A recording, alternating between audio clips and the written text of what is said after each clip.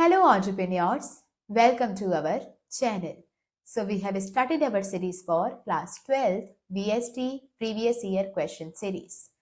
और इस सीरीज में हम पिछले 5 साल के PYQs को कवर करने वाले हैं और इसकी क्या इंपॉर्टेंस है हमने ये लास्ट लेक्चर में भी डिस्कस किया था क्योंकि हर साल CBSE अपने सेम टॉपिक्स को रिपीट करता है, कभी MCQ, कभी डिस्क्रिप्टिव, कभी केस स्टडीज, पर मेन टॉपिक्स हमेशा ही वही रहते हैं.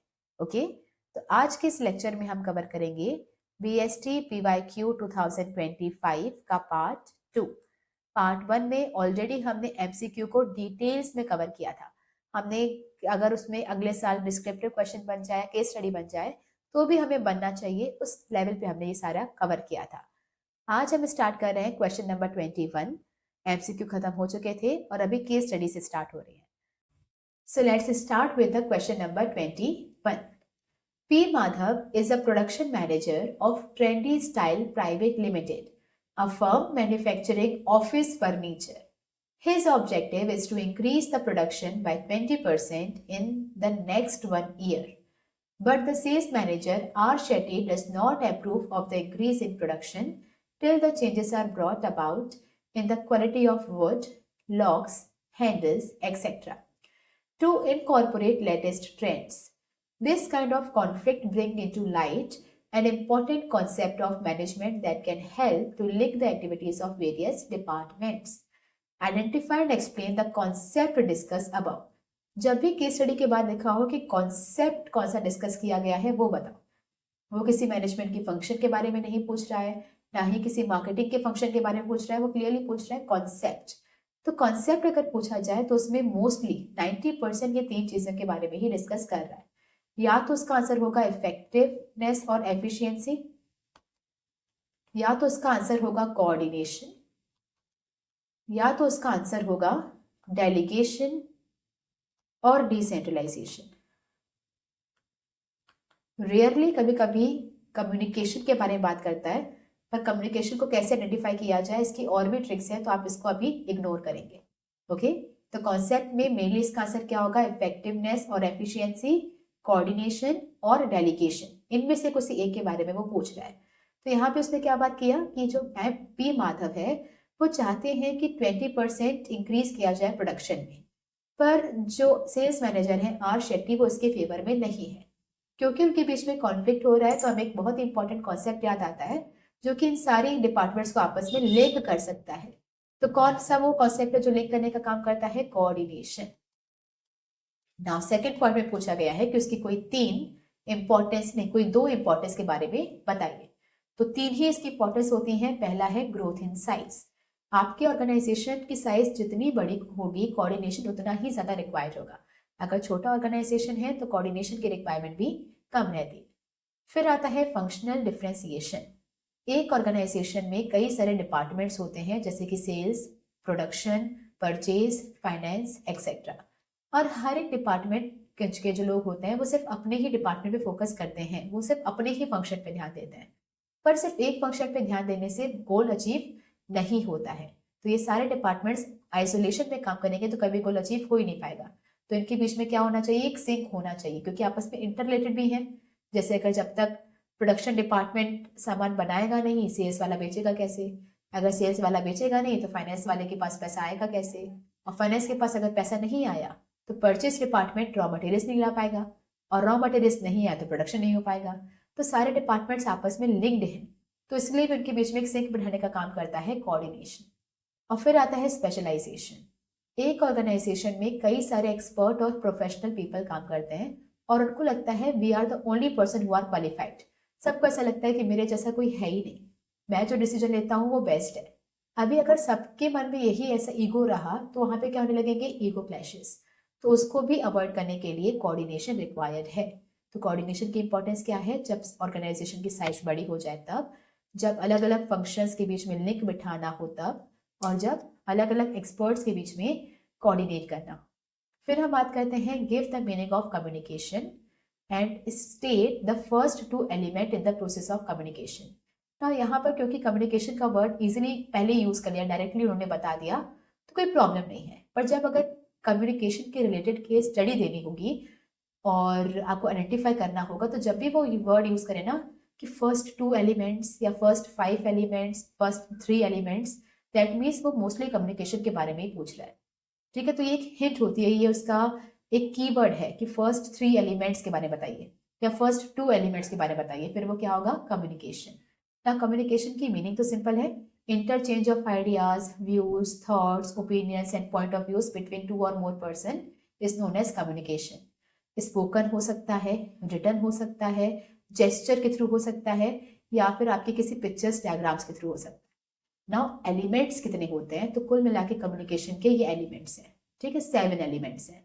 स्टार्ट होता है sender, then message, then encoding, then media, decoding, receiver and then feedback.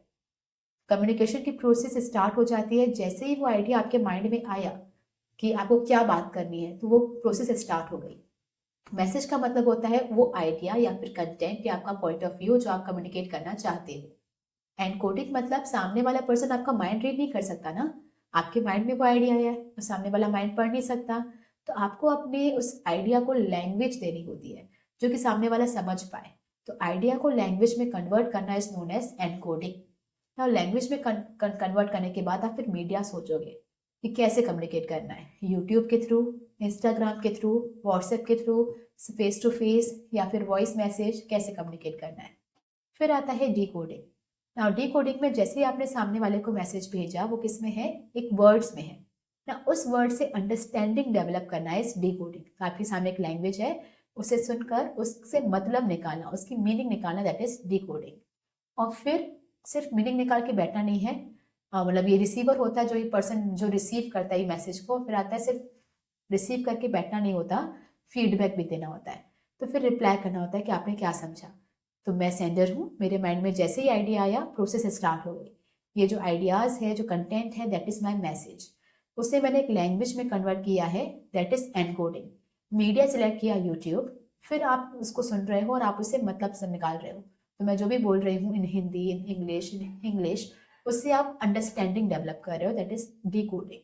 And the person who is doing that is receiver, you. Now ये सुनकर अगर आप सिर्फ बैठ गए, आपने स्किप कर दिया, तो कम्युनिकेशन प्रोसेस यहीं पे रुक जाएगी, कंप्लीट नहीं हो पाएगी। ये कंप्लीट कब होगी, जब आप फीडबैक देंगे, जब आप कमेंट करेंगे, जब आप बताएंगे कि आपको कैसा लगा, अपने व्यू शेयर करेंगे, तभी ये कम्युनिकेशन प्रोसेस कंप्लीट होगी। साइड में एक एलिमेंट काम करता है, नॉइस। नॉइस का मतलब होता है any kind of disturbance which is in the process of communication. तो अगर मैं किसी से चैटिंग कर रही हूँ, इंटरनेट चला गया, दैट इज नॉइस। अगर मैं आपसे बात कर रही हूँ, पीछे लाउड स्पीकर बज रहे हैं, दैट इज नॉइस। एनीथिंग जो भी आपके इस कम्युनिकेशन के बीच में बैरियर क्रिएट करती है, उसे हम कहते हैं नॉइस। ओके, फिर हम बात करते हैं state any 3 organisational barriers to the communication.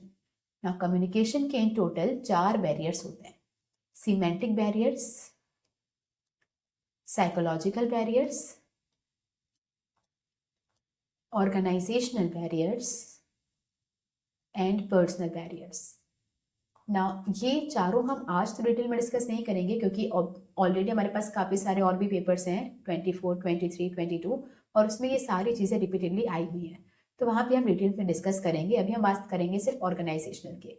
Basic cover करें तो सिमेट्रिक बैरियर्स मतलब जो सेंडर है, अगर उसके पॉइंट से कुछ गलतियां हो रही हैं ताकि मैसेज ठीक से कम्युनिकेट नहीं हो पा रहा है, दैट इज सीमेंटिक। साइकोलॉजिकल मतलब जो रिसीवर है, अगर वो बात सुन ही नहीं रहा, उसका अटेंशन कहीं और है, याद नहीं रख पा रहा है, तो ये क्या हो जाएगा, साइकोलॉजिकल।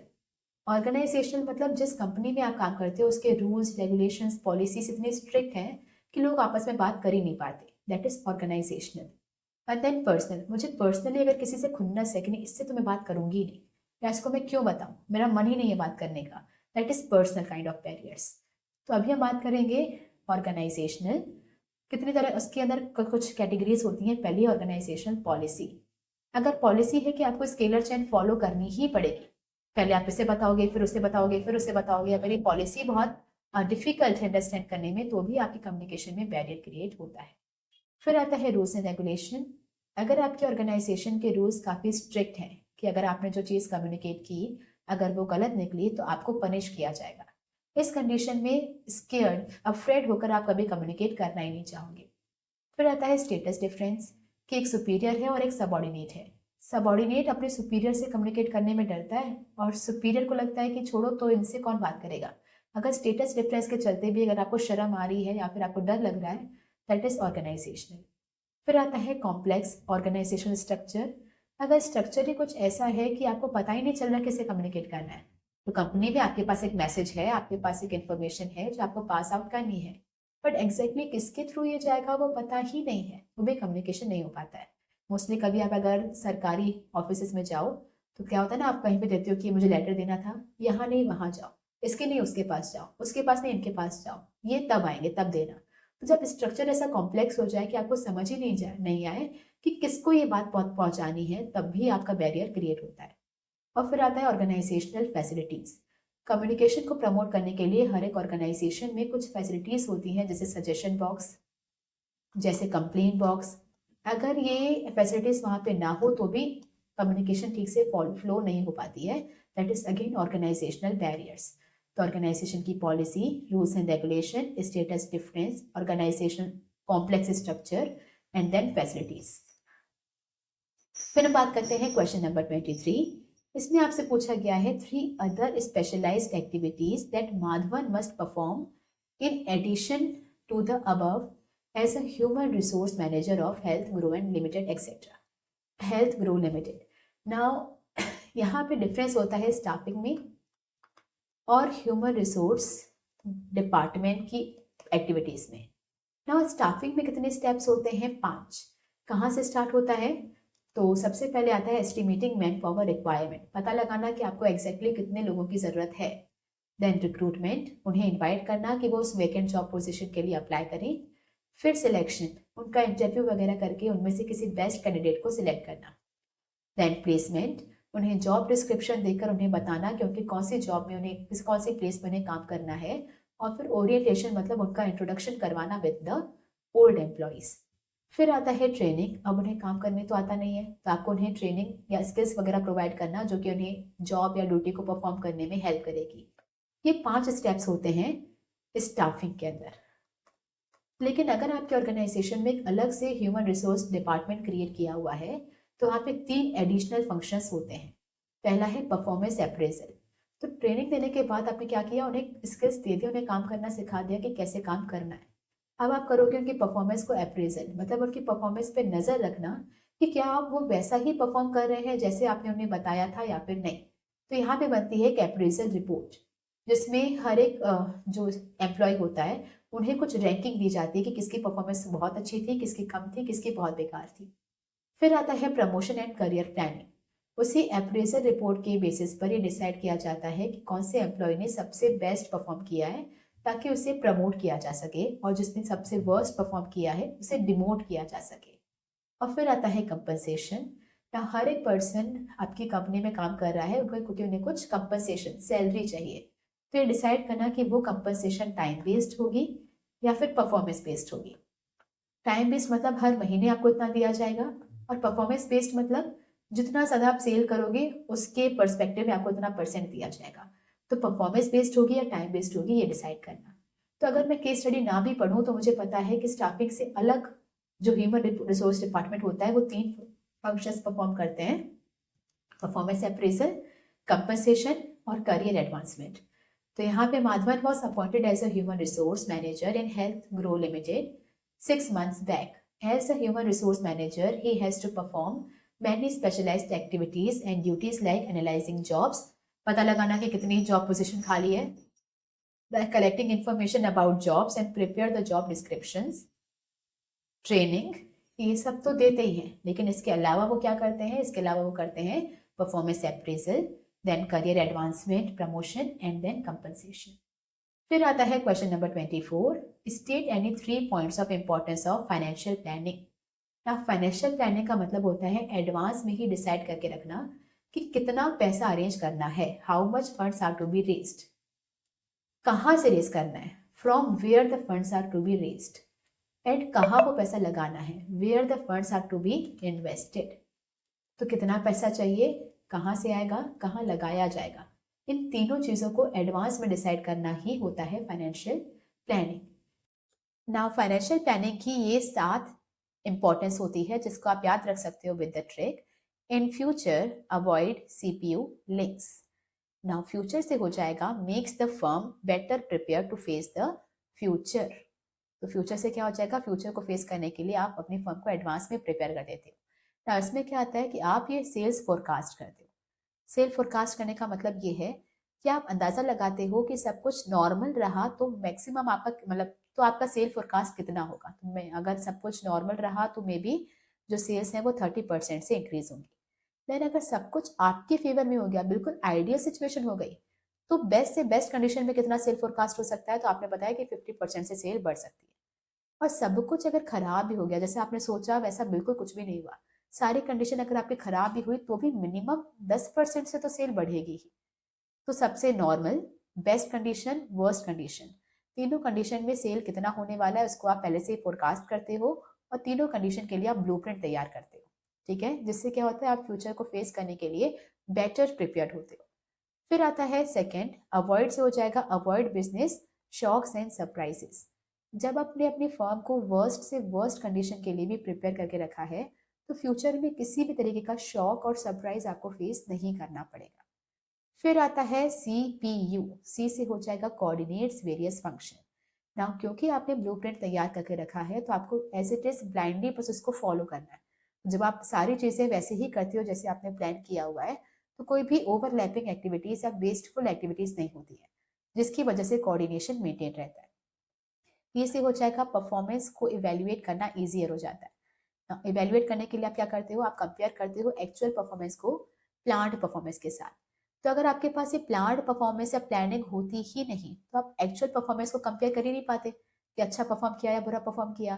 तो यहाँ पर क्योंकि आपने प्लानिंग सेट की है तो इसकी वजह से जो कंपैरिजन है या इवेल्युएशन है वो आसान हो जाता है ना। अगर आपने दिन का टारगेट सेट किया था कि आज के दिन पे मैं BST के 4 जो चैप्टर्स हैं वो निपटा दूंगा, अब रात होते होते आपने सिर्फ 3 ही निपटाए, तो आप कंपेयर कर सकते हो ना कि आपने अच्छा पढ़ा, बुरा पढ़ा या ठीक ठाक पढ़ा।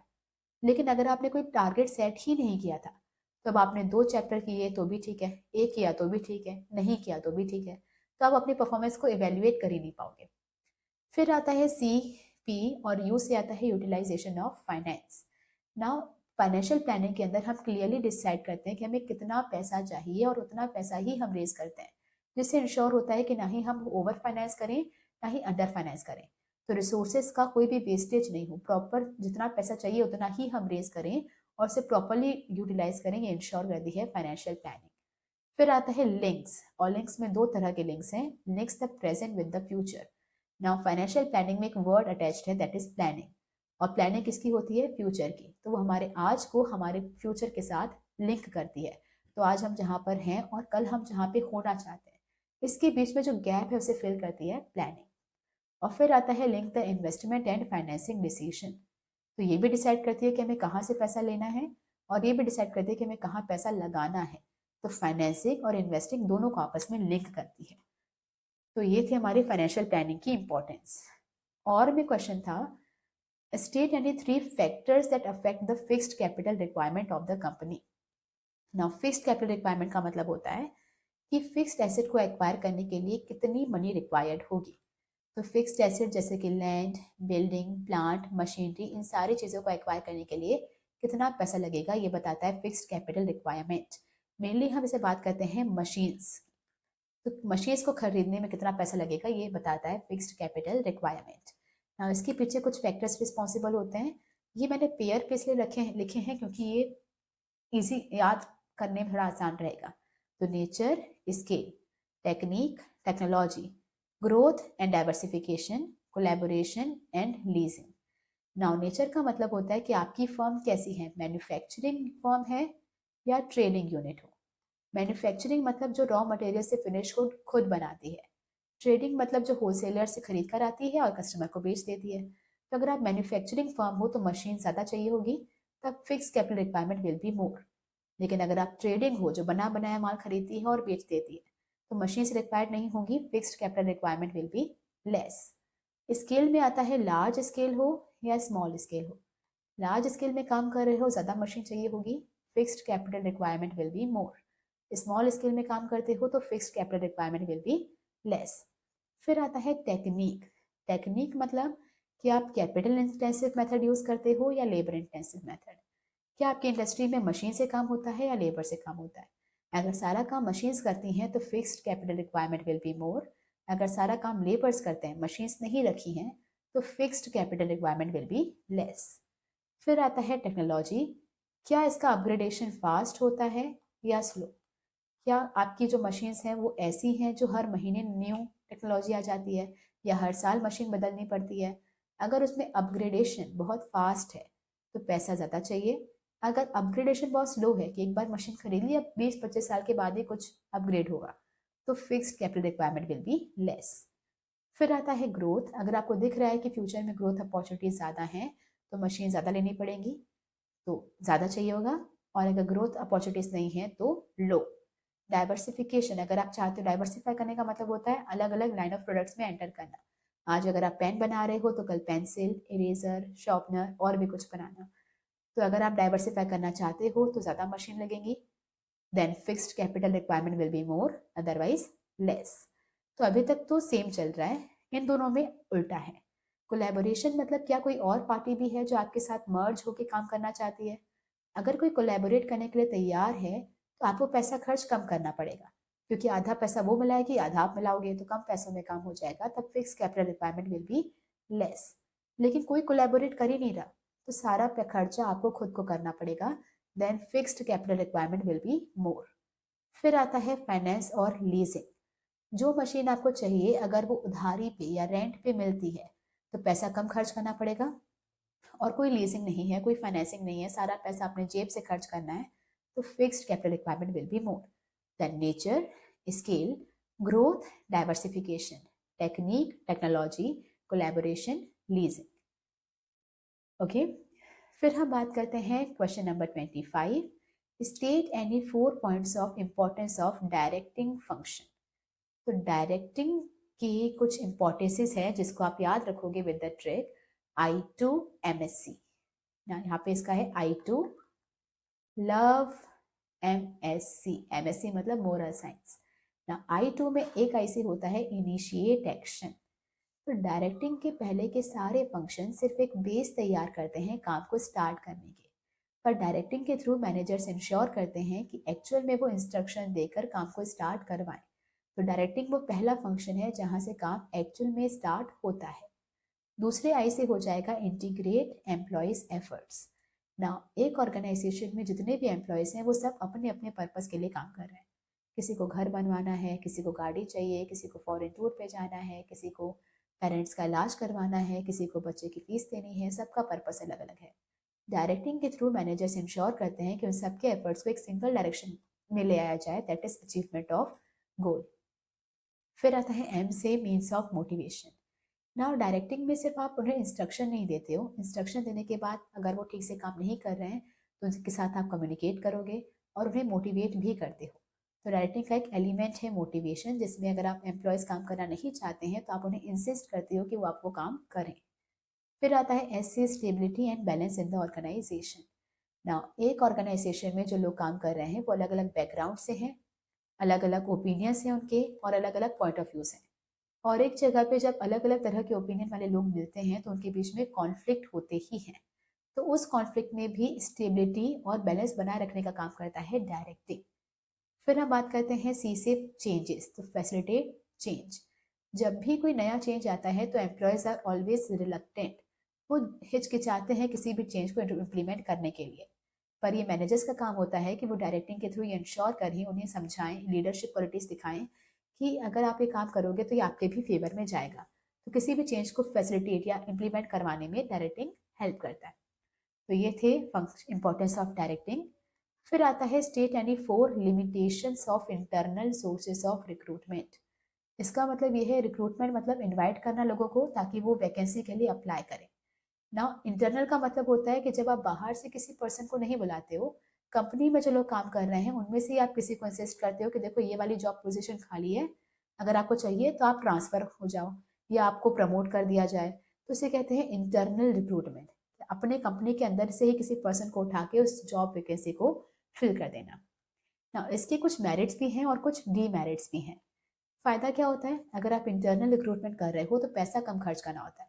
आपको कोई न्यूज़पेपर में ऐड नहीं देना, कोई एडवर्टाइज़मेंट टेलीविज़न पे नहीं देनी, कम से कम खर्चा लगेगा। दूसरा, आपको ट्रेनिंग पे भी खर्चा नहीं करना पड़ेगा, कम खर्चा करना पड़ेगा, क्योंकि ऑलरेडी वो आपकी कंपनी में इतने सालों से काम करते हैं, तो उन्हें सारी कुछ काम करने का थोड़ा बहुत आइडिया लग चुका होता है। तो आपको ट्रेनिंग पे कम खर्चा करना है। Then already know the rules and regulations, उन्हें ऑलरेडी आपकी कंपनी के सारे रूल्स एंड रेगुलेशंस पता है, तो दोबारा उन्हें सिखाने की ज़रूरत नहीं है। फिर आता है मोटिवेशन। जब उन्हें ये पता होता है कि हम अगर अच्छे से काम करेंगे तो इन फ्यूचर जब भी मैनेजर की जॉब पोजीशन खाली होगी तो हमें ही प्रमोट किया जाएगा, बाहर से किसी को नहीं लाया जाएगा। तो अगर उन्हें पता होता है कि हमें ही प्रमोट करके उस पोजीशन को फिल करना है, तो वो अपना बेस्ट परफॉर्म करते हैं, वो हमेशा मोटिवेटेड फील करते हैं। और फिर आता है, और अगर वो मोटिवेटेड होंगे तो परफॉर्मेंस अच्छी होगी। इन्हीं 4-5 में से आप कोई भी 2-3 अगर याद करोगे that will be enough. Demerits क्या होंगे? No fresh ideas. वही घिसे-पिटे इतने सालों से जो 40-50 लोग थे उन्हीं के साथ जी रहे हो। वहीं जब कोई खाली होती है वैकेंसी तो उन्हीं से ही फिल कर देते हो, तो बाहर से कोई नया फ्रेश टैलेंट आपकी कंपनी में आएगा ही नहीं। No latest technological knowledge. Now आपकी कंपनी में जो मैनेजर्स हैं उन्होंने हो सकता है एमबीए किया हो आज से 10-12 साल पहले, तब कुछ टेक्नोलॉजीज अलग थी, और अभी जो रिसेंट फ्रेशर्स हैं उन्होंने कुछ न्यू टेक्नोलॉजी सीखी हुई है। अगर आप बाहर से लोगों को रिक्रूट करते हो तो आपको नई टेक्नोलॉजिकल का नॉलेज भी मिलता है, जबकि इंटरनल अगर करोगे तो ये नॉलेज का फ़ायदा आपको नहीं मिलेगा। फिर आता है लिमिटेड चॉइस। अगर आप कंपनी के बाहर चूज़ करने जाओ तो पूरी इंडिया में इतने सारे लोग हैं, 40-50 करोड़ लोग हैं जो आपको ईज़िली जिनमें से आप सिलेक्ट कर सकते हो, तो ऑप्शन आपके पास ज़्यादा होता है। लेकिन कंपनी के अंदर से सिलेक्ट करना है तो वही 30-40 लोगों में से किसी एक को सिलेक्ट करना, ऑप्शन बहुत कम हो जाता है। फिर आता है कि ये न्यू ऑर्गेनाइजेशंस के लिए सुटेबल नहीं होता है, क्योंकि न्यू ऑर्गेनाइजेशन में वैसे ही लोग बहुत कम हैं, तो उन्हीं लोगों को यूज़ करके आप वैकेंसी फिल नहीं कर पाओगे। और फिर आता है नो कॉम्पिटिटिव स्पिरिट। जब भी कोई बाहर से पर्सन आता है तो मन में एक कॉम्पिटिशन आता है कि अरे नया पर्सन आया है, कहीं मेरी पोजीशन नहीं ले ले। तो एज्यूम अगर आप जिस क्लास में पढ़ रहे हो उस क्लास में जब भी कोई दूसरे स्कूल का बच्चा आ जाता है या फिर एडमिशन लेता है, थोड़ी इनसिक्योरिटी होती है ना कि पता नहीं कैसा होगा, बहुत होशियार तो नहीं है, मेरी जगह तो नहीं लेगा, तो हम ज़्यादा एफर्ट्स डालते हैं फिर। तो अगर बाहर से कोई आ ही नहीं रहा, वही कंपनी के पुराने लोग ही टेक ओवर कर रहे हैं, तो कंपटीशन थोड़ा सा कम हो जाता है। तो मेरिट्स क्या है? सस्ता पड़ेगा, ट्रेनिंग पे कम खर्चा करना पड़ेगा, रूल्स रेगुलेशन उनको ऑलरेडी पता है, मोटिवेशन लेवल बढ़ेगा तो परफॉर्मेंस भी अच्छी होगी। नुकसान क्या है कि कोई नया फ्रेश टैलेंट नहीं आएगा, नई टेक्नोलॉजिकल नॉलेज नहीं होगी, चॉइस आपके पास कम होगी, न्यू ऑर्गेनाइजेशन के लिए तो सुटेबल है ही नहीं, और इससे कंपटीशन भी सप्रेस हो जाएगा। ये था इंटरनल के मेरिट्स भी मेरिट्स। अगर वो एक्सटर्नल के पूछें तो अपोजिट कर दो, ये एक्सटर्नल के मेरिट्स हो जाएंगे और ये डीमेरिट्स हो जाएंगे। तो मतलब फिर आप उसे कहोगे कि फ्रेश टैलेंट आएगा, चॉइस बहुत ज़्यादा होगी, न्यू ऑर्गेनाइजेशन के लिए भी सुटेबल होगा, कंपटीशन बढ़ेगा, टेक्नोलॉजिकल नॉलेज आएगी। और इसका जस्ट अपोजिट इकोनॉमिकल नहीं होगा, ज़्यादा खर्चा करना पड़ेगा, रूल्स रेगुलेशन सिखाने पड़ेंगे एक्सेट्रा। फिर हम बात करते हैं next, explain the following external sources of recruitment. तो उसमें आपके पास दो सोर्सेस दिए हुए हैं, उसको आपको एक्सप्लेन करना है। पहला है डायरेक्ट रिक्रूटमेंट। अच्छा, रिक्रूटमेंट का मतलब क्या होता है? लोगों को इनवाइट करना या इंड्यूस करना कि वो आपकी कंपनी की वैकेंट जॉब पोजीशन के लिए अप्लाई करें। तो डायरेक्ट रिक्रूट में आप क्या क्या करते हो कि अपनी कंपनी के अपनी फैक्ट्री गेट के बाहर आप एक नोटिस लगा देते हो, जिसमें आप लिखते हो कि हमें इतने लेबर्स की रिक्वायरमेंट है ताकि वो हमारी जो जॉब पोजीशन है उसे फिल कर सके, ये क्वालिफिकेशन होनी चाहिए, इतना पैसा हम आपको ऑफर करेंगे। उस नोटिस को पढ़ते हुए जो भी लेबर्स होते हैं वो कंपनी के अंदर आते हैं और जॉब के लिए अप्लाई करते हैं। मोस्टली ये सोर्स अडॉप्ट किया जाता है to hire the unskilled staff. तो सीए सीएस इन सबको हायर करने के लिए डायरेक्ट रिक्रूटमेंट पॉसिबल नहीं है। फिर आता है कैजुअल कॉलर्स। कैजुअल कॉलर्स में क्या होता है कि कंपनी जो होती है वो एक लिस्ट बनाती है उन सारे कैंडिडेट्स की जिन्होंने बीच में कभी इंक्वायरी की थी रिगार्डिंग द जॉब पोजीशन, पर तब हमारे पास कोई वैकेंसी थी नहीं, तो हमने उनका सीवी अपने पास रखा होता है। जब भी इन फ्यूचर हमें किसी पर्सन की ज़रूरत होगी तो हम उन्हें कांटेक्ट करते हैं। इन लिस्ट में उन लोगों का भी नाम ऐड होता है जो कि प्रीवियस इंटरव्यू राउंड में आउट हो गए थे, रिजेक्ट हो गए थे, तो उनका भी डेटा कंपनी अपने पास रखती है। इन फ्यूचर जब भी कोई वैकेंसी आती है तो उन्हें दोबारा से कांटेक्ट किया जाता है। ठीक है, फिर हम बात करते हैं explain the following non financial incentives which motivate employees for higher performance. तो मोटिवेशन करने के मेरे दो तरीके होते हैं, या तो पैसा दे दो या तो नॉन फाइनेंशियल। तो नॉन फाइनेंशियल इंसेंटिव्स में आपके पास दो इंसेंटिव दिए हैं। आपको बताना है, एक्सप्लेन करना है कि वो कैसे मोटिवेट करेंगे। एम्प्लॉयज़ पार्टिसिपेशन, इसमें ये बताया जाता है कि कोई भी मेजर डिसीजन लेने से पहले एक बार एम्प्लॉय से कंसल्ट कर लेना चाहिए या उनसे सजेशन ले लेना चाहिए। तो जब भी किसी डिसीजन में एम्प्लॉयज़ का पार्टिसिपेशन होता है तो वो उस डिसीजन को पूरे हार्ट एंड सोल के साथ फॉलो करते हैं, कुछ भी प्रोटेस्ट नहीं होता। फिर आता है ऑर्गेनाइजेशनल क्लाइमेट, और क्लाइमेट का मतलब है सुपीरियर सबॉर्डिनेट के बीच का रिलेशनशिप।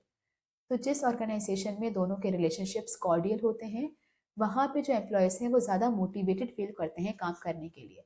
जबकि जिस ऑर्गेनाइजेशन में रिलेशनशिप्स नेगेटिव चल रहे हैं, जहाँ पे क्लैशेस कॉन्फ्लिक्ट ज़्यादा होते हैं, वहाँ पे काम करने में इंटरेस्ट भी नहीं आता।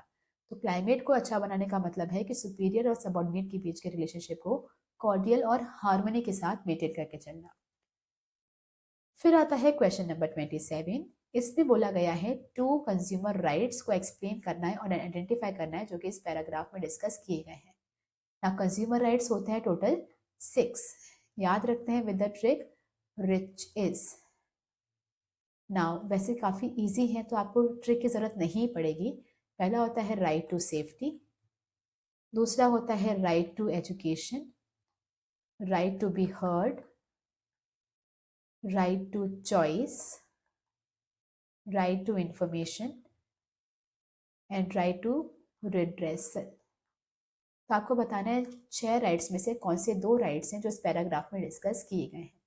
When Abha had guest at home, she ordered vegetable biryani from biryani house. The biryani came in a beautiful packaging and Abha opened it with lot of excitement. However, when she started serving biryani to the guest, she realized that it was non-vegetarian. She checked the package and noticed that there was no indication whether it was a vegetarian और non vegetarian इन बिरयानी। तो उन्होंने एक biryani order की जो कि veg biryani थी biryani house से, लेकिन जैसे ही वो आई उन्होंने गेस्ट को सर्व किया तो उन्होंने नोटिस किया कि ये जो बिरयानी थी वो नॉन वेजिटेरियन थी। उन्होंने फटाक से पैकेजिंग चेक की, उसमें कोई सिंबल था ही नहीं कि पता चले कि वो वेज है कि नॉन वेज है। नॉर्मली पैकेज में होते हैं ग्रीन और रेड सिंबल फॉर वेज और नॉन वेज, उसमें ऐसा कोई सिंबल नहीं था। She contacted Biryani House for the same. The manager at Biryani House apologized and immediately sent a vegetarian biryani along with the complimentary sweet dish. तो उसने क्या किया, उसके खिलाफ कंप्लेन किया और फिर जो वहाँ का मैनेजर था उसने माफ़ी मांगी। उसने क्या किया, एक वेजिटेरियन बिरयानी सेंड कर दी एक कॉम्प्लीमेंट्री स्वीट डिश के साथ। तो कौन से 2 राइट्स यहाँ पे फॉलो हुए? पहला जो राइट जो वॉयलेट हुआ वो था कौन सा? Right to information. आपके पास कंप्लीट इन्फॉर्मेशन होनी चाहिए रिगार्डिंग द प्रोडक्ट, उसकी कीमत क्या है, manufacturing, expiry date, vegetarian, non vegetarian, everything. तो वो यहाँ पे हमें प्रोवाइड नहीं हुआ, लेकिन कंप्लीट करने के बाद उन्होंने वो सुना और उन्होंने कॉम्प्लीमेंट्री स्वीट डिश भी भेजी। इसे कहते हैं राइट टू रिड्रेसल। जब भी आपका कुछ नुकसान होता है तो उसके बदले आपको कुछ कंपनसेशन मिलना चाहिए, that is right to redressal. फिर आता है क्वेश्चन नंबर 28। इसमें बताना है the type of capital market through which Tech Work decided to raise funds for its expansion. तो कैपिटल मार्केट के 2 टाइप्स होते हैं। कुल मिला के ये कौन से चैप्टर से हैं? Financial market. ना फाइनेंशियल मार्केट 2 तरह के होते हैं, मनी मार्केट, कैपिटल मार्केट। ना कैपिटल मार्केट अगेन 2 तरह का होता है, प्राइमरी मार्केट और सेकेंडरी मार्केट। तो पहले हम बात कर लेते हैं कि प्राइमरी और सेकेंडरी मार्केट होते कैसे हैं। तो हमें तो ये तो आइडिया हो गया कि कैपिटल मार्केट के टाइप्स मतलब या तो वो प्राइमरी होगा या तो वो सेकेंडरी होगा। तो इन्हीं दोनों में से किसी एक के बारे में पूछा गया है। तो फाइनेंशियल मार्केट के बारे में पूछा कि बताओ कौन सा टाइप ऑफ फाइनेंशियल मार्केट। तो 2 ऑप्शन होते हैं, मनी या फिर कैपिटल। ना कैपिटल का पूछा गया है तो 2 ऑप्शन है, प्राइमरी या फिर सेकेंडरी। ना दोनों के फीचर्स डिस्कस करते हैं, प्राइमरी और सेकेंडरी। सेकेंडरी में जस्ट इसका अपोजिट हो जाएगा। तो प्राइमरी मार्केट वो होती है जहाँ पे न्यू सिक्योरिटीज बेची जाती है। तो जब कंपनी डायरेक्टली अपने शेयर या डिबेंचर को पब्लिक को बेचती है पहली बार तो उसे कहते हैं प्राइमरी मार्केट। तो जिस मार्केट के थ्रू बेचेगी वो प्राइमरी मार्केट है। सेकेंडरी मार्केट में सेकेंड हैंड सिक्योरिटीज बेची जाती है जो पहले भी एक बार बिक चुकी है। यहाँ पे डायरेक्टली कंपनी बेचती है और यहाँ पे एक इन्वेस्टर दूसरे इन्वेस्टर को बेचता है। तो फॉर एग्जाम्पल अगर आज किसी कंपनी ने शेयर्स इशू किए कि हमें ये शेयर्स बेचने हैं डायरेक्टली पब्लिक को, तो वो क्या हो जाएगा, प्राइमरी मार्केट। नाउ मैंने इस कंपनी का शेयर खरीदा और 1 आध साल के बाद मुझे चाहिए कि नहीं अब मुझे पैसा वापस चाहिए, तो ये शेयर मुझे बेचना है, तो मैंने सेम शेयर आपको बेचा। तो ना ये कौन सा शेयर हो गया? सेकेंड हैंड, जो पहले खरीदा जा चुका है उसे दोबारा बेचा, तो ये क्या हो जाएगा? Secondary market. यहाँ पे कौन किसको बेच रहा है? एक इन्वेस्टर दूसरे इन्वेस्टर को बेच रहा है। प्राइमरी में यहाँ पे हर कोई कंपनी एंटर कर सकती है। इसका मतलब ये है कि अगर वो न्यू कंपनी है, पुरानी कंपनी है, अच्छी है, बुरी है, हर कोई प्राइमरी मार्केट के थ्रू इश्यू कर सकता है। बट सेकेंडरी मार्केट में अगर आपको डील करना है तो आपकी कंपनी स्टॉक एक्सचेंज में लिस्टेड होनी चाहिए। अगर कंपनी स्टॉक एक्सचेंज में लिस्टेड नहीं है तो उसके शेयर्स को खरीदने बेचने में प्रॉब्लम जाएगी, फिर आप नहीं बेच सकते। इसका कोई फिक्स जोग्राफिकल एरिया नहीं होता। तो कंपनीज ने ऐसी कोई दुकान नहीं खोली है जहाँ पे वो मंडे ट्यूसडे को आकर अपने शेयर्स रखेंगी और उसे बेचेंगे। तो कोई फिक्स जोग्राफिकल दुकान वगैरह नहीं होती है। तो यहाँ पे स्टॉक एक्सचेंज की फिक्स्ड जोग्राफिकल लोकेशन होती है। यहाँ पे शेयर्स की प्राइसेस कितनी होगी वो कौन डिसाइड करेगा? डायरेक्टली कंपनी बेच रही है, कंपनी डिसाइड करेगी कि कितनी प्राइस रखनी है। यहाँ पर डिसाइड करती है डिमांड और सप्लाई। तो मैंने एक बार किसी भी शेयर को खरीद लिया, अब उसकी कीमत कितनी होगी वो डिपेंड करेगा उसकी डिमांड और सप्लाई पे। तो डिमांड ज़्यादा रही तो प्राइसेस हाई मिल सकते हैं, और डिमांड कोई कर ही नहीं रहा तो प्राइसेस लो मिल सकते हैं। फिर है directly contributes in capital formation. क्योंकि यहाँ पे कंपनी पहली बार अपने शेयर्स को बेच रही है, तो इसमें जो भी इन्वेस्टर पैसा लगा रहे हैं उसकी इन्वेस्टमेंट डायरेक्टली फॉर्म हो रही है। मतलब कैपिटल फॉर्मेशन का मतलब होता है investment level in the country. तो इसके थ्रू इन्वेस्टमेंट डायरेक्टली बढ़ता है, इसमें भी बढ़ता है बट इनडायरेक्टली। रीजन, यहाँ पे मैं एक इन्वेस्टर दूसरे इन्वेस्टर को शेयर्स बेच रही है, तो यहाँ पे क्या होगा? मैं क्या कर रही हूँ? डिसइन्वेस्टमेंट। मैं अपना पैसा निकाल रही हूँ और आप पैसा लगा रहे हो, तो कैपिटल इन्वेस्टमेंट तो हो रहा है बट इनडायरेक्ट हो रहा है, क्योंकि एक निकाल भी रहा है और एक कर भी रहा है। तो कैपिटल फॉर्मेशन उतना नहीं बढ़ता है यहाँ पे। तो new securities second hand, company issue करती है, इन्वेस्टर इशू करता है। प्राइसेस कंपनी डिसाइड करेगी, प्राइसेस डिमांड और सप्लाई डिसाइड करेगी। कोई भी कंपनी एंटर कर सकती है, सिर्फ लिस्टेड कंपनीज एंटर कर सकती है। जोग्राफिकल लोकेशन नहीं है और जोग्राफिकल लोकेशन होता है। ठीक है, तो आपको बस आइडेंटिफाई करना है कि इसमें से कौन सी मार्केट के बारे में बात चल रही है। तो टेकवर्क and AI startup started in 2024. It was earning good profits. It wanted to expand its business, and for its research and development, it required 100 crores.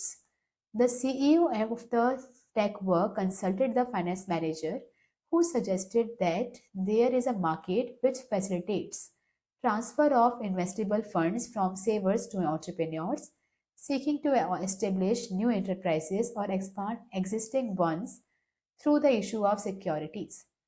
The management of TechWork decided to raise funds from the investors by issuing equity shares at the rate 200 पर share for the first time.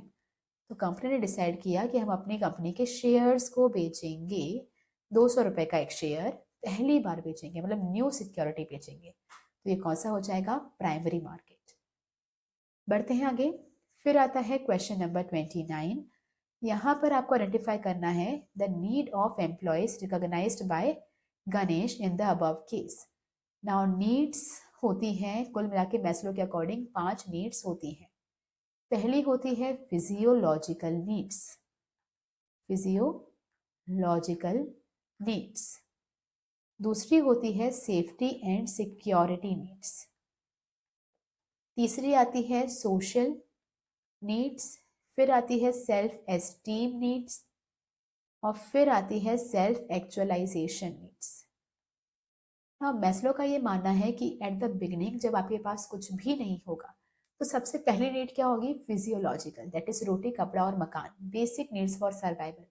जैसे ये basic need satisfy हो जाएगी फिर आपकी आएगी safety and security. Safety security दो तरह से आपको चाहिए। पहला, फिजिकल सेफ्टी, कि जिस जगह पे आप काम कर रहे हो वहाँ पे आपकी फिजिकल बॉडी को कोई डैमेज नहीं होना चाहिए, कुछ हार्म या एक्सीडेंट का खतरा नहीं होना चाहिए। और दूसरा, इकोनॉमिकल सेफ्टी, कि आज तो ठीक है रोटी कपड़ा मकान है पर फ्यूचर भी सिक्योर होना चाहिए। ऐसा नहीं कि अगर आज ये जॉब छूट जाए तो कल को खाने के लिए भी कुछ नहीं बचे। तो पहला फिजियोलॉजिकल, प्रेजेंट के लिए रोटी कपड़ा मकान। फिर सेफ्टी सिक्योरिटी, इकोनॉमिकल सेफ्टी, मतलब फ्यूचर भी आपका सिक्योर रहना चाहिए। तो प्रॉपर जॉब सिक्योरिटी होनी चाहिए कि खतरा नहीं हो कि जॉब कभी भी चले जाएगी फिर रोटी भी नहीं मिलेगी, ऐसा नहीं होना चाहिए। फिर आता है सोशल नीड्स, इसमें आती है दोस्ती, लव, अफेक्शन, फ्रेंडशिप की नीड्स। कि सिर्फ पैसा ही तो नहीं है, इसके अलावा आपका एक फ्रेंड सर्कल होना चाहिए जहाँ पे आप सुख दुख बांट सको, जहाँ पे आप अपना डिप्रेशन ठीक कर सको, जहाँ पे आप हंस सको, तो आपके पास एक सोशल नीड्स होती हैं, लव एंड अफेक्शन नीड्स। फिर आता है एस्टीम नीड्स, सिर्फ वो ग्रुप नहीं हो, उसमें आपकी रिस्पेक्ट भी हो, आपको आपके नाम से जाना जाए, कंपनी को आपके नाम से जाना जाए कि वो पर्सन था तो कंपनी क्या चलती थी। तो ऐसा होना चाहिए कि सेल्फ एस्टीम यहाँ पे the need for recognition and respect, कि आपने कुछ किया तो आपको उसकी इज्जत मिलनी चाहिए या रिकॉग्निशन अवार्ड वगैरह मिलना चाहिए। फिर आता है सेल्फ एक्चुअलाइजेशन। ये होता है कि आप जो बनना चाहते थे लाइफ में, जो आप चाहते थे अपने लाइफ से, वो सब कुछ अचीव कर लेना। मुझे चाहिए कि मैं करोड़पति बन जाऊं, या फिर मेरे 3-4 कंट्रीज में मैं घूम आऊँ, मेरे नाम से बहुत सारे हॉस्पिटल्स चलें, या फिर ऑर्फनेज हो, या मैंने अपना घर अपने खुद के पैसों से घर बना लिया वगैरह वगैरह, जो भी आप चाहते थे अपनी लाइफ से, वो सब कुछ अचीव हो जाना है सेल्फ एक्चुअलाइजेशन नीड। ओके, तो आपको बताना है कि कौन से नीड को गणेश जैन ने आइडेंटिफाई किया है। तो स्टार्ट करते हैं। Ganesh Jain is a marketing manager eight KL food limited. He has a team of 4 employees working under him, Kavya, Ritesh, Pooja and Madhav. Kavya and Ritesh are temporary employees while Pooja and Madhav's job is permanent. तो उनके पास कितने workers हैं? 4। काव्या, रितेश, पूजा और माधव, जिसमें से starting 2 workers की job temporary है, कभी भी जा सकती है, बाद के 2 जो वर्कर्स हैं उनकी जॉब परमानेंट है। All 4 of them have working hard consistently met all the targets. Ganesh Jain wanted to reward them for their good performance. He understood that in all human beings there exists a hierarchy of needs. So he identified the need level of each of the employees to provide motivation to them. Kavya and Ritesh were made permanent in the job with a good pension plan, while Pooja and Madhav were given autonomy status. ना उन्होंने identify किया कि क्योंकि वो सारे लोग बहुत अच्छे से काम कर रहे हैं तो उनको कुछ इनाम मिलना चाहिए, तो उन्हें मोटिवेट करने के लिए उन्होंने आइडेंटिफाई किया कि किसको क्या ज़रूरत है। तो काव्या और रितेश के पास क्योंकि परमानेंट जॉब नहीं थी, टेम्पररी जॉब थी, तो यहाँ पर उन्होंने उनको परमानेंट जॉब दे दी अच्छी पेंशन के साथ। तो कौन सी नीड फुलफिल की उन्होंने? सेफ्टी एंड सिक्योरिटी की, फ्यूचर सिक्योर होना चाहिए, फ्यूचर में जॉब जाने का खतरा नहीं होना चाहिए। जबकि पूजा और माधव को उन्होंने ऑटोनॉमी स्टेटस दे दिया, आज़ादी दे दिया, स्टेटस बढ़ा दिया उनका। तो ये क्या हो गया? सेल्फ एस्टीम, रिकॉग्निशन नीड, इज्जत दी उनको। ठीक है, तो आपके काव्या और रितेश की self safety and security need और पूजा माधव की सेल्फ एस्टीम नीड फुलफिल हुई है। फिर आता है 2 अजम्पशन बताने हैं जो कि मैस्लो नीड हायरार्की के हैं। तो ये जो हायरार्की की जो मतलब ये मैस्लो की पूरी नीड हायरार्की थ्योरी है, इसके 4 टोटल अजम्पशंस हैं। पहला, मैस्लो ये कहते हैं कि किसी भी पर्सन का बिहेवियर डिपेंड करता है उसकी नीड के ऊपर। तो आपकी ज़रूरत क्या है वो डिसाइड करेगा कि आपको क्या चीज़ मोटिवेट कर सकती है। तो मुझे अगर बहुत भूख लगी है, मैंने 2 दिन से कुछ भी नहीं खाया, तो दाल चावल भी मुझे मोटिवेट करेगा। कोई मुझे कह दे कि मेरा ये काम करो, दाल चावल दूंगा, तो मैं मोटिवेट हो जाऊंगी। पर अगर अनंत अंबानी जी हैं, उनको सब कुछ मिल चुका है, पूरी दुनिया की दौलत, मतलब इंडिया के बिल्कुल रिचेस्ट पर्सन है वो, उसके बाद अगर मैं उसे कहूँ कि आप ये काम कर दो, मैं आपको आईफोन दे दूंगी, तो वो उनको आईफोन भी मोटिवेट नहीं करेगा, क्योंकि उनके पास ऑलरेडी वो है, उसकी ज़रूरत नहीं है उन्हें। तो किसी भी पर्सन का बिहेवियर है वो किस चीज़ से मोटिवेट होंगे, ये डिपेंड करता है उनकी नीड के ऊपर। ये नीड जनरली एक हायरार्की फॉलो करती है। तो सबसे पहले इंसान में फिजियोलॉजिकल नीड्स आती हैं, जब वो फुलफिल हो जाए फिर सेफ्टी आती है, फिर सोशल आती है, फिर सेल्फ एस्टीम आती है और फिर सेल्फ एक्चुअलाइजेशन। तो अगर मेरे पास अभी खाने के लिए कुछ भी नहीं है, तो मैं इज्जत, दोस्ती, प्यार के बारे में सोच ही नहीं सकूंगी। तो यहाँ पे क्या होता है कि पहले फिजियोलॉजिकल, फिर सेफ्टी, और ये हायरार्की फॉलो होगा। एक satisfied need can no longer motivate a person. अगर आपकी नीड सेटिस्फाई हो चुकी है तो आपको और मोटिवेट नहीं करेगा। तो पहले मुझे भूख लगी थी तो दाल चावल मोटिवेट कर रहे थे, द मोमेंट मेरा पेट भर गया अब वो मुझे मोटिवेट नहीं करेगा। A person move to next higher level of need only when the lower need is satisfied. तो आप नेक्स्ट नीड में तभी जाते हो जब पुरानी वाली नीड सेटिस्फाई हो चुकी होती है। तो पर्सन का बिहेवियर नीड पे डिपेंड करता है, नीड एक हायरार्की फॉलो करती है। अगर नीड सेटिस्फाई हो जाए तो वो आपको और मोटिवेट नहीं कर सकती, और नेक्स्ट नीड में आप तभी जाते हो जब पहले वाली नीड सेटिस्फाई हो चुकी हो। फिर हम बात करते हैं क्वेश्चन नंबर 30। इसमें बोला गया है 2 factors affecting the dividend decision. तो डिविडेंड डिसीजन को कौन से फैक्टर्स अफेक्ट करते हैं वो बताना है। फाइनेंशियल मैनेजमेंट वाले चैप्टर से है ये। ना बात करते हैं कि कौन कौन से वो फैक्टर्स होते हैं जो कि डिविडेंड डिसीजन को चेंज कर सकते हैं। अगेन इसकी ट्रिक क्या है? Call second person in ATM line.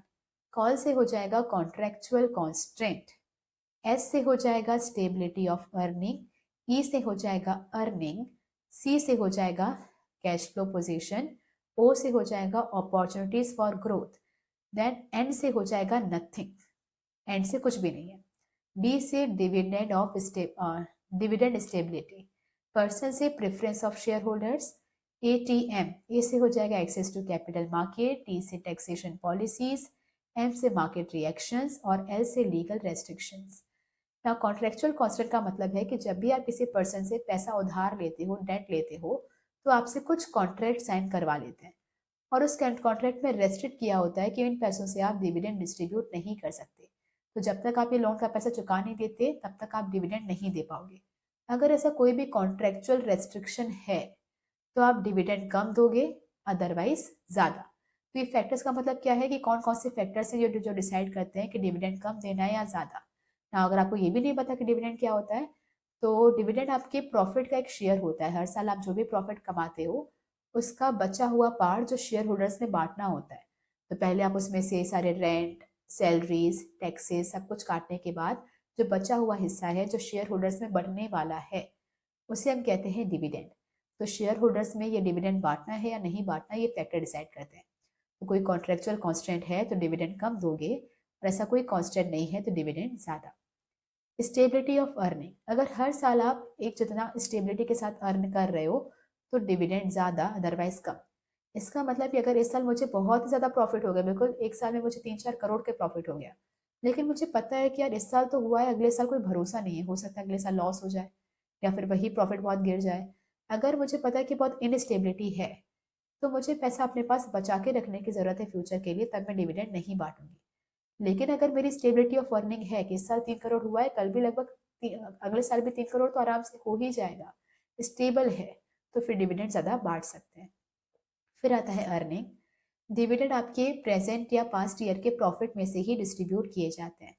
तो अगर कंपनी की अर्निंग्स या प्रॉफिट ज़्यादा है तो डिविडेंड ज़्यादा डिस्ट्रीब्यूट कर सकते हो, अगर अर्निंग कम है तो डिविडेंड विल बी लेस। फिर आता है कैश फ्लो पोजीशन। अगर आपकी कंपनी की कैश फ्लो पोजीशन काफ़ी हाई है, मतलब बहुत सारा पैसा है कंपनी के पास, तो dividend will be more, otherwise dividend will be less. फिर आता है अपॉर्चुनिटीज फॉर ग्रोथ।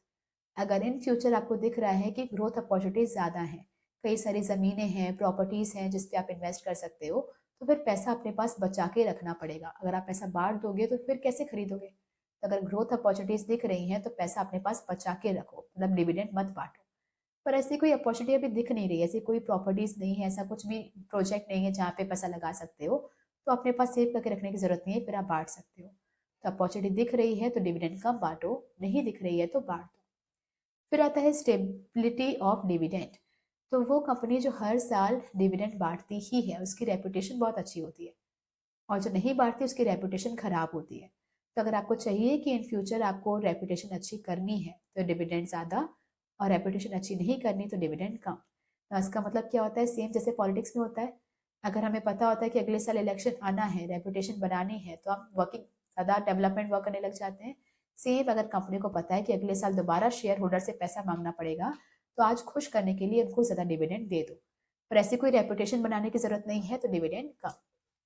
फिर आता है आपका preference of share holders. Preference of share holders में आता है age group of the share holders. अगर एज ग्रुप बहुत ही मतलब ओल्ड पीपल हैं, ठीक है, तो उनको आपको आज ही डिविडेंड देना पड़ेगा, जबकि यूथ है तो आप डिविडेंड कम दे सकते हो। वाई सो? क्योंकि यूथ को आप कह सकते हो कि देखो आज हमारे पास बहुत अच्छा प्रोजेक्ट है पैसा लगाने के लिए, तो आज रुक जाओ, आज डिविडेंड नहीं देंगे, 10 साल रुक जाओ, 10 साल के बाद इतना डिविडेंड देंगे कि आप सोच भी नहीं सकते। वो मान जाएंगे। लेकिन अगर आप ओल्ड पीपल से कहो जो ऑलरेडी 80-90 साल के हो चुके हैं, उनसे कहो कि 10 साल रुक जाओ बाद में देंगे, तो वो नहीं मानेंगे। तो अगर ओल्ड एज पीपल ज़्यादा हैं तो डिविडेंड ज़्यादा देना पड़ेगा, अदरवाइज कम। फिर आता है access to the capital market. अगर कैपिटल मार्केट एक्सेसिबल है, इसका मतलब इन फ्यूचर अगर पैसों की ज़रूरत पड़ी तो इजीली आप कैपिटल मार्केट से पैसा उठा सकते हो, तो फिर आप बिना सोचे डिविडेंड डिस्ट्रीब्यूट कर सकते हो। लेकिन अगर एक्सेसिबल नहीं होगा, फ्यूचर में अगर कभी भी ज़रूरत पड़ी तो कैपिटल मार्केट से पैसा नहीं मिलने वाला, तो अपने अभी अपने पास बचा के रखो, फिर डिविडेंड डिस्ट्रीब्यूट मत करो। टैक्सेशन पॉलिसी, अगर सरकार टैक्सेस बहुत ज़्यादा ले रहे हैं तो डिविडेंड विल बी लेस, है ना। तो मान लो अगर मैंने 5 लाख रुपए की डिविडेंड डिस्ट्रीब्यूट करने का सोचा था, सरकार इसमें से 2 लाख तो टैक्स ही ले गई, तो अब डिविडेंड का अमाउंट कितना बचेगा, 3 लाख बचेगा। लेकिन वहीं अगर सरकार इसमें से टैक्स ज्यादा नहीं लेती, 1 लाख रुपए लेती, तो डिविडेंड कितना बचता, ज्यादा बचता। तो सरकार टैक्स ज्यादा ले रही है तो डिविडेंड कम बचेगा, सरकार टैक्स कम ले रही है तो डिविडेंड ज्यादा। मार्केट रिएक्शन, मार्केट में 4 फेजेस आते हैं, बूम, रिसेशन, डिप्रेशन और रिकवरी। मार्केट में बहुत तेजी है, धीरे धीरे मार्केट स्लो जा रहा है, डूब गया, डिप्रेशन, फिर धीरे धीरे रिकवर कर रहा है। तो बूम, रिसेशन, डिप्रेशन, रिकवरी, ये 4 फेजेस चलते रहते हैं। अगर बूम पीरियड है, मार्केट में बहुत तेजी है, तो डिविडेंड ज्यादा बांट सकते हो, पर अगर डिप्रेशन है तो खुद ही के पास पैसे नहीं बचेंगे, तो फिर आप डिविडेंड नहीं बांट सकते। फिर आता है लीगल रेस्ट्रिक्शन, कंपनीज एक्ट 2013। इसके अलावा आपकी खुद की कंपनीज के इंसाइडर काफी लॉज होते हैं, अगर वो लॉ परमिट कर रहा है तो डिविडेंड डिस्ट्रीब्यूट करना है, परमिट नहीं कर रहा है तो डिविडेंड डिस्ट्रीब्यूट नहीं करना या कम करना है। ओके, तो ये सारे थे डिविडेंड को इफेक्ट करने वाले फैक्टर्स। आपको बताना है कि यहाँ पर कौन से फैक्टर्स का डिस्कशन किया गया है। तो ऑलरेडी आपको हाईलाइटेड वर्ड्स दिख ही रहे होंगे, पर फिर भी रीड करते हैं। VK Limited is a fast moving consumer goods company. It has a shareholders spread all over India. Most of its shareholders depend upon a regular income for their investment. VK Limited has been earning consistent profit. The management of the company keeps in mind the preference of the shareholders regarding payment of dividend. Since its shareholders in general the desire that at least a certain amount is paid as dividend to them every year, the company declares dividend every year. Atul, a finance manager of the company, identified promising growth opportunities. He suggested to the CEO to retain earnings to finance the required investment instead of declaring dividend every year. For this, the CEO decided to call a general body meeting of the shareholders. तो क्योंकि उसे growth opportunities दिख रही थी तो उसने सोचा कि अपना पैसा बचा के रखो, अभी डिस्ट्रीब्यूट नहीं करना है ना। तो यहाँ पे कौन सा फैक्टर था, ग्रोथ अपॉर्चुनिटीज, दिखे तो डिविडेंड कम, नहीं दिखे तो डिविडेंड ज्यादा। फिर यहाँ पे प्रेफरेंस ऑफ शेयर होल्डर्स, वो चाहते हैं कि हर साल कुछ ना कुछ उनको डिविडेंड मिले ही, तो फिर अब डिविडेंड देना ही पड़ेगा। तो प्रेफरेंस ऑफ शेयर होल्डर्स, अगर वो चाहते हैं डिविडेंड हर बार देना ही पड़ेगा, स्पेशली अगर वो ओल्ड पीपल हैं तो ज्यादा नहीं तो कम। तो दो क्या दिख रहे हैं, ये दो हमारे फैक्टर्स हैं, preference of the share holders and growth of the growth opportunities. इसके अलावा कोई और भी 2 फैक्टर्स बताने थे जो कि कंपनी के डिविडेंड डिसीजन को इफेक्ट करें। तो इसके अलावा काफी सारे हैं, कैश फ्लो पोजीशन या फिर स्टेबिलिटी ऑफ अर्निंग एक्सेट्रा। बढ़ते हैं आगे। Question number 31, explain the following principles of general management. तो 2 तरह के प्रिंसिपल्स थे, जनरल मैनेजमेंट जो कि फियोल ने दिए थे, साइंटिफिक मैनेजमेंट जो कि टेलर ने दिए थे। तो आपको बताना है कि फ्योल प्रिंसिपल जो यहाँ पे लिखे हुए हैं इसे एक्सप्लेन करना है। स्केलर चेन के अंदर फ्योल ने क्या बोला है कि जो कम्युनिकेशन होती है in an organisation must follow a specific channel of communication. तो जो सारी बातें हैं, जो सारे मैसेजेस हैं या इंफॉर्मेशन है, वो एक प्रॉपर चैनल को फॉलो करना चाहिए। तो इसमें उन्होंने बताया कि स्केलर चैन मान लो कि यहाँ पे ABCDEFG। अगर इस D पर्सन को G से कम्युनिकेट करना है तो वो पहले कैसे करेगा, D C से करेगा, फिर वो B से करेगा, फिर वो A से करेगा एंड सो ऑन। जो इन्फॉर्मेशन है वो पास होगी। अगर वो इन्फॉर्मेशन बहुत क्रूशियल है और बहुत अर्जेंट है तो आप एक एक्सेप्शन का यूज कर सकते हो which is known as gang plank. फिर था इक्विटी। इसमें फ्योल कहते हैं कि किसी भी पर्सन जो मैनेजर्स हैं उन्हें इंश्योर करना चाहिए कि ऑर्गेनाइजेशन में किसी भी एम्प्लॉय के अगेंस्ट डिस्क्रिमिनेशन नहीं होना चाहिए on the basis of caste, color, religion, gender, etc. तो क्योंकि आप हिंदू हो या मुस्लिम हो, गोरे हो या काले हो, या फिर अगर आप लड़की हो या लड़का हो, इसके बेसिस पर किसी के साथ डिस्क्रिमिनेशन नहीं किया जाना चाहिए, सबको इक्वली ट्रीट करना चाहिए। फिर है इनिशिएटिव। कोई भी डिसीजन लेने से पहले एक बार आप एम्प्लॉय से सजेशन ले लो। अगर उनके सजेशन लेने के बाद आपने डिसीजन लिया है तो वो अपने पूरे हार्ट एंड सोल के साथ उससे फॉलो करेंगे। फिर आता है आपको बताना है कि objective of the management can be classified into organisational, social and personal objective. तो पूरे ऑब्जेक्टिव 3 पार्ट में डिवाइड होते हैं। कुछ ऑर्गेनाइजेशनल ऑब्जेक्टिव होते हैं जो कंपनी के लिए हैं, कुछ सोशल ऑब्जेक्टिव होते हैं जो सोसाइटी के लिए हैं, और कुछ पर्सनल। तो ऑर्गेनाइजेशन के अंदर हमारे खुद के लिए क्या प्रॉफिट होते हैं? सर्वाइवल। अगर कंपटीशन बहुत ज़्यादा है तो उसमें आपकी कंपनी कम से कम इतना प्रॉफिट अर्न कर पाए या इतना पैसा अर्न कर पाए कि आपकी कॉस्ट रिकवर हो जाए, दैट इज सर्वाइवल। फिर आता है प्रॉफिट। आपका revenue must be many more times than your cost. जितनी आपकी लागत लगी है उससे कई गुना ज़्यादा आपकी इनकम होनी चाहिए। फिर ग्रोथ, आपके जो ब्रांचेस हैं वो बढ़ने चाहिए, एम्प्लॉयज बढ़ने चाहिए, लाइन ऑफ प्रोडक्ट इंक्रीज हो, दैट इज ग्रोथ। सोशल में भी आप कोई 2-3 याद रखोगे, जैसे एम्प्लॉयमेंट जनरेट करना, जैसे इन्वायरमेंट का ध्यान रखना, या फिर जैसे जो सिविक एमिनिटीज होती हैं उन्हें फॉलो करना, या सरकार की हेल्प करना, एक्सेट्रा एक्सेट्रा। फिर आता है पर्सनल। इसमें time to time salary distribute करना अमंग द वर्कर्स, उन्हें अच्छी वर्किंग कंडीशंस प्रोवाइड करना, उन्हें टाइमली ट्रेनिंग प्रोवाइड करना, उनकी सेल्फ रिस्पेक्ट या फिर पी रिकॉग्निशन एक्सेट्रा का ध्यान रखना। ठीक है। फिर आता है question number 32, explain the following points of importance of planning function of management. Now planning की कुछ इंपॉर्टेंस यहाँ पे लिखी हुई है, आप उन्हें एक्सप्लेन करना है। पहला है प्लानिंग इन्वॉल्व्स डायरेक्शन। तो प्लानिंग जो है वो आपका एक ब्लूप्रिंट तैयार करती है which states what is to be done, how it is to be done, when it is to be done and by whom it is to be done. और जब सारी चीज़ें प्रॉपरली क्लैरिफाई होती हैं तो ये एम्प्लॉयज़ के लिए एक डायरेक्शन का काम करती हैं, उन्हें क्लियरली ये बताती हैं कि इन विच वे टू मूव, कौन से वे में आपको जाना है। फिर आता है planning promotes innovative ideas. Planning में काफ़ी सारे एक्सपर्ट काफ़ी देर तक बैठकर टाइम लेकर ब्रेन स्टॉर्मिंग करते हैं और ये डिसाइड करते हैं कि कौन से इनोवेटिव आइडियाज़ हैं जो हम इम्प्लीमेंट कर सकते हैं। तो इस तरीके से प्लानिंग से आपको क्या मिलते हैं? कुछ अलग अलग आइडियाज़ मिलते हैं। देन आता है planning reduces the risk of uncertainty. Planning करने से पहले आप पहले से ही बिजनेस एनवायरनमेंट को स्कैन करते हो, फ्यूचर को फोरकास्ट करते हो और उसके बेसिस पर आप प्लान्स बनाते हो। तो इन फ्यूचर का कोई भी प्रॉब्लम आए तो उसके अनसर्टेनिटी के रिस्क से आप बच जाते हो, क्योंकि आपने पहले से उसे एनालाइज किया होता है कि फ्यूचर में कौन कौन से चेंजेस आ सकते हैं। फिर आता है आपके कुल मिला के 8 तरह के प्लान्स होते हैं। पहला objective, strategy, policy, procedure, method, rules, then programme and budget. इसमें आपको डिस्क्राइब करना है ऑब्जेक्टिव क्या होता है, रूल क्या होता है और बजट क्या होता है।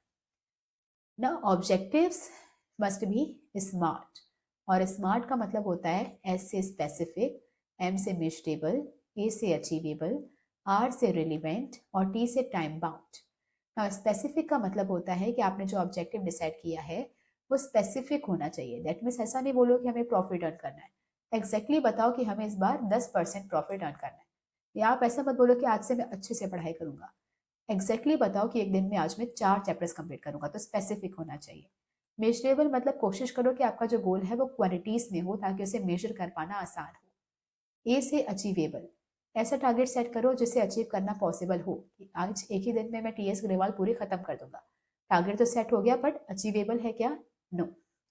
आर से रिलीवेंट, ऐसा टारगेट बनाओ जो अगर अचीव हो जाए तो आपका कुछ फायदा हो। जैसे स्नैप स्ट्रिक्स बनाए जा रहे हैं, 100 स्ट्रिक हो गई, 1000 हो गई, 2000 हो गई, तो क्या हासिल हो रहा है उससे? कुछ भी नहीं। तो ऐसा टारगेट बनाओ जो अगर अचीव हो जाए तो आपको कुछ फायदा होना चाहिए। टी से टाइम बाउंड, टारगेट का एक टाइम पीरियड होना चाहिए। ऐसा नहीं कि आपने सोचा था कि मैं 4 चैप्टर्स कंप्लीट करूंगा, उसको सोचे हुए 4 महीने हो गए और आज तक खत्म ही नहीं हो पा रहा है। तो जो भी आप टारगेट सेट कर रहे हो उसका एक डिजायर्ड टाइम फ्रेम होना चाहिए कि इसी टाइम पीरियड के अंदर अंदर वो टारगेट अचीव हो जाए। ना ऑब्जेक्टिव के फीचर्स क्या होते हैं? ये एंड रिजल्ट होता है कि प्लानिंग के एंड में आपको क्या अचीव करना है, ये ऑब्जेक्टिव बताते हैं। आपकी पूरी ऑर्गेनाइजेशन की जो भी एक्टिविटीज होती हैं वो कैसे मूव करेंगी, किस डायरेक्शन में सब लोग काम करेंगे, ये भी प्लानिंग डिसाइड करता है। यूजुअली प्लानिंग को टॉप लेवल मैनेजमेंट ही डिसाइड करता है, मतलब वर्कर्स वगैरह डिसाइड नहीं करेंगे कि क्या अचीव करना है, टॉप लेवल बताएगा कि क्या अचीव करना है। इसके अलावा या फ्यूचर में क्या क्या काम करने वाले हो, या फ्यूचर में आपके क्या अफेयर्स रहने वाले हैं, कौन कौन सी एक्टिविटीज रहने वाली हैं, ये भी ऑब्जेक्टिव डिसाइड करता है। रूल्स की बात करें तो रूल्स सबसे ज़्यादा सिंपल और सबसे ज़्यादा स्ट्रिक्टेस्ट फॉर्म ऑफ प्लान है। स्ट्रिक्ट क्यों? क्योंकि ये बहुत रिजिड होता है, किसी के लिए भी कोई एक्सेप्शन नहीं है। जैसे फॉर एग्जाम्पल अगर नो स्मोकिंग बोल दिया, नो स्मोकिंग तो नो स्मोकिंग, अभी किसी भी कंडीशन में ये बदलेगा नहीं। तो रिजिड है जिसको आप चेंज नहीं कर सकते, सिंपल है। ये दोनों बताता है क्या करना है और क्या नहीं करना है, और इनकेस अगर आपने इसको फॉलो नहीं किया तो there is a provision of penalty. तो सबसे सिंपल है, क्या करना है क्या नहीं करना दोनों क्लियरली बताता है। रिजिड है, किसी भी वे में चेंज नहीं होगा, अगर फॉलो नहीं किया तो पेनल्टी पड़ेगी, और जैसे एग्जाम्पल नो स्मोकिंग एक्सेट्रा। फिर आता है बजट। बजट क्या होता है? ये आपके रिजल्ट को क्वांटिटीज मतलब न्यूमेरिक टर्म में कन्वर्ट कर देता है। ठीक है, अभी कुल मिला के हमें एक ही बजट के बारे में सुना है, दैट इज फाइनेंशियल बजट, पर इसके अलावा कैपिटल बजट, ऑपरेशनल बजट भी होते हैं। फाइनेंशियल बजट का मतलब होता है कि बताना कि इस बार हम कितना पैसा कहाँ लगाने वाले हैं। कैपिटल बजट का मतलब होता है कि कितना पैसा हम कहाँ से अरेंज करने वाले हैं। सॉरी, उल्टा हो गया। फाइनेंशियल बजट मतलब कितना पैसा हम कहाँ से अरेंज करने वाले हैं। कैपिटल बजट मतलब कितना पैसा हम कहाँ पे लगाने वाले हैं। ऑपरेशनल बजट होता है जो आपने एक्सपेक्ट नहीं किया होगा, it is regarding the workers, कि हमारी कंपनी में कितने वर्कर्स की रिक्वायरमेंट है, कितने वर्कर्स हम कहाँ से लाने वाले हैं, that is also the operational budget, कि कितने वर्कर्स को लाने का हमारे पास पैसा है या कितने वर्कर्स आएंगे। ठीक है, ये आपके फैक्ट और फिगर्स को या सारी ऑब्जेक्टिव्स को नंबर्स या फैक्ट और फिगर्स में कन्वर्ट कर देता है। ये कंट्रोलिंग डिवाइस है। ना कंट्रोलिंग डिवाइस क्यों है? क्योंकि ये कंपैरिजन करने में हेल्प करता है of actual performance with the plant performance. तो कंट्रोलिंग की डेफिनेशन भी क्या होती है? एक्चुअल परफॉर्मेंस को प्लांट परफॉर्मेंस के साथ कंपेयर करना। तो अगर आपके पास क्वालिटीज में होगी तो उसे कंपेयर करना आसान होगा। फिर आता है क्वेश्चन नंबर 33। इसमें आपको लाइंस कोट करनी है और एक्सप्लेन करना है the elements. Elements of what? Market offering. ना मार्केटिंग के एलिमेंट्स अगर आपको पता हो तो मार्केटिंग मिक्स के 4 एलिमेंट्स होते हैं। 4 P: product, price, place, promotion. तो आपको आइडेंटिफाई करनी है कि कौन सी लाइन में कौन सा एलिमेंट की बात चल रही है। So DG Limited, an e-plane car company, has developed a revolutionary flying car for passenger mobility. This hybrid flying car can accommodate up to 2 persons and features innovative wing-like doors for comfortable entry. The seats are designed for utmost comfort, crafted from high-quality materials. The distinguishing feature of this flying car is that its production will be in India and it will utilize biofuel alongside electricity, ensuring a sustainable mode of transportation. Okay, DG Limited has obtained the first testing approval of this category.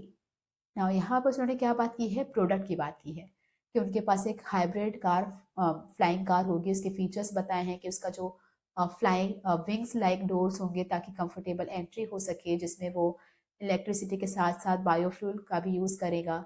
उसकी testing वगैरह हो चुकी है। तो जब वो product के features को हाईलाइट करे कि उसमें क्या क्या फीचर्स होंगे, क्या क्या क्वालिटीज रहेंगी, दैट इज प्रोडक्ट मिक्स। फिर आता है price tag 2.5 crores। The company has to take decisions in respect to the discount to the customer, credit terms, etc., so that the customer perceive the price to be in the line with the value of the product. To make the flying car available to the target customer, नहीं, यहाँ तक तो वो 2.5 करोड़ तक की उसकी value रखेंगे, और उसमें वो काफ़ी सारे डिस्काउंट, क्रेडिट टर्म्स मतलब उधारी भी देंगे ताकि कस्टमर इस प्राइस पे उन्हें खरीद सके। तो कौन सा एलिमेंट? Price fix. फिर to make the flying car available to the target customer, DG Limited is in the process of selecting dealers or intermediaries to reach the customer, providing support to the intermediaries, etc. तो यहाँ पे dealer select करना या intermediaries की, wholesaler रहेगा, retailer रहेगा या फिर एजेंट रहेगा, ये सब किसमें होता है? प्लेस मिक्स और फिजिकल डिस्ट्रीब्यूशन, कि कैसे आप उस प्रोडक्ट को कस्टमर तक पहुंचाने वाले हो, अवेलेबल कैसे करोगे। ठीक है, फिर आता है to communicate the availability, features, merits etcetera of the product to the target customer and to persuade them to buy the flying car, DG Limited has decided to go for digital marketing. तो उसे communicate करने के लिए, उन्हें मनाने के लिए कि वो सामान को खरीद लें, वो डिजिटल मार्केटिंग कैंपेन करने वाले हैं। Press release, press conference, demo conduct करवाने वाले हैं, जर्नलिस्ट या इन्फ्लुएंसर को पैसा देकर उसकी एडवर्टीजमेंट करवाने वाले हैं। तो क्या हो जाएगा? ये प्रमोशन मिक्स। तो पहला paragraph product, then price, then place and last is promotion. Okay, तो यही एलिमेंट्स होते हैं product, price, place and promotion. फिर हम बात करते हैं last question of this paper 34। इसमें आपको बताना है कि कौन सा ऑर्गेनाइजेशनल स्ट्रक्चर की बात चल रही है। और ऑर्गेनाइजेशन स्ट्रक्चर होता है 2 तरह का, पहला फंक्शनल, दूसरा डिविजनल। इसके बाद 2 तरह की ऑर्गेनाइजेशंस भी होती हैं, फॉर्मल और इनफॉर्मल। तो स्ट्रक्चर दो होता है, फंक्शनल और डिविजनल। फंक्शनल स्ट्रक्चर क्या होता है, जहाँ पे ऑर्गेनाइजेशन में डिपार्टमेंट्स क्रिएट किए जाते हैं on the basis of function. ये परचेस डिपार्टमेंट अलग है, प्रोडक्शन अलग, सेल्स और फाइनेंस। तो ये क्या हो जाएगा, फंक्शनल स्ट्रक्चर। लेकिन अगर यहाँ पे कैटेगरीज डिवाइड की गई हैं on the basis of product, कि नेस्ले कंपनी है और नेस्ले मैगी बनाती है, कॉफ़ी बनाती है, चॉकलेट बनाती है और सॉस बनाती है, तो सब की जो कैटेगरीज होंगी वो अलग अलग होंगी। तो ये क्या हो जाएगा, डिविजनल स्ट्रक्चर। तो आपको बताना है कि कौन सा स्ट्रक्चर बना है और उसे ड्रॉ करके भी बताना है, ठीक है। और उस स्ट्रक्चर के 3 एडवांटेजेस भी लिखने हैं। ओके, तो स्टार्ट करते हैं। Royal Glaze Limited continues to maintain its position as the one of the largest consumer goods companies in the world. Its organizational structure is designed to facilitate the achievement of its objectives in alignment with its vision statement. The company maintains two distinct product divisions. तो company के पास 2 product division हैं, तो 2 department हैं जिसमें अलग अलग product की बात की गई है। First is food and second is home care. Looking ahead, the company is focusing on embracing changes so that it can continue to be the market leader. As part of its expansion plans, it is planning to venture into electronics segment in near future. इसके बाद वो electronics भी enter करना चाहता है। तो already 2 products उसके पास हैं, फूड एंड होम केयर, और इलेक्ट्रॉनिक्स में भी वो आना चाहता है। तो ये क्या हो जाएगा उसका डिविजनल स्ट्रक्चर, जहाँ पे डिपार्टमेंट्स क्रिएट किए जाते हैं on the basis of product.